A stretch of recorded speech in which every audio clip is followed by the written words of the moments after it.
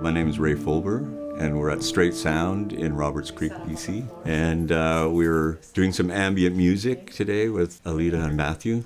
Oh, good, and you got lots of amps, and we'll just play. Today we're recording some music for our new project, Cardinal Starr. Manitoba Music's Indigenous musician residency. I did last year, and Kinnie was there. Yeah. And that's just how we met, and then we did a performance together, and it was really cool. We were like very able to make the same kind of music together without rehearsing and just like mind read. Yeah, we definitely we play off of each other's sound for sure. Yeah, and like I mean, I've been in the music business for 25 years, and in that time I've met like 3 people that I can make music like this with. I was a little bit concerned because usually I record drums or guitars or something, and because there's no form, right? I was kind of like, I wanted to maybe set up a bunch of mics and get ready and have something in my mind. And then she just said to me, mic the room, right? And I kind of went, yeah, okay, we'll mic the room. Miking the room for me was just like making it feel like you're standing in there with them, right? I always describe this type of experimental like soundscape music as portraiture, right? It's like you're painting a time and place, layering like people talking and bus sounds and automobiles and clicks on watches and shit. And that's kind of like what we're doing here is we're like layering sounds and letting them fall into place. The side of the room, you can see that half of what I do here has nothing to do with the gear. It's like to make people feel comfortable here, and you're in that supportive part of the music to kind of relate to them on find some common ground with them, to make them open up and be able to be relaxed enough to find their own muse, right?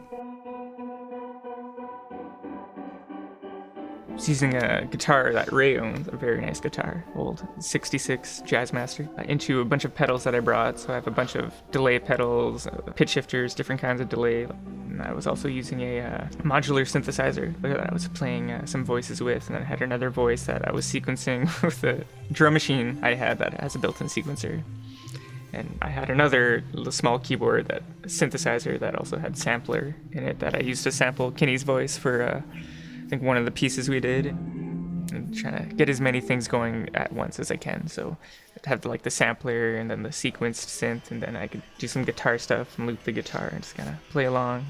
A bit convoluted, but it's I think stuff I can work with pretty easily, and it's a workflow I like. It's very tactile. I can just need to change something, I just reach for the knob and change it. I'm like less gear, push it to its maximum. I've always been a minimalist in music. I just try to experiment a lot with my voice and take chances, and then feel the natural pulse of whatever is happening with feedback, distortion, or another player, or all 3. Just kind of, let's start with something and build on that and let it evolve. No planning, really. Listen to each other, and we just kind of go and then feed off of each other. This type of music is like so unstructured, but there's always a pulse in it. And if you listen for that pulse, you can feel it, and even if you miss it, then you catch it the next time around. So it was a bit different to have them, basically improvising something electronically and vocally and creating an ambience, right? And it took me a minute to get into, right?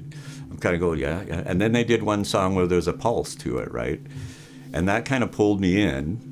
And then after I heard that, then I could appreciate the other ones, the ambient stuff without the pulse, right? But it took me a little bit to be pulled in. There was a couple of times where her vocals really started, bringing out kind of a spiritual vibe to me, right? To me, that's the purpose of having a place like this. This is my church, right? Like the serendipity, the more you allow, chance to come in, the more, you're surprised by the brilliance of what something happened, right? Like it's kind of the genius comes out by people letting go. And I felt that a bit today, for sure.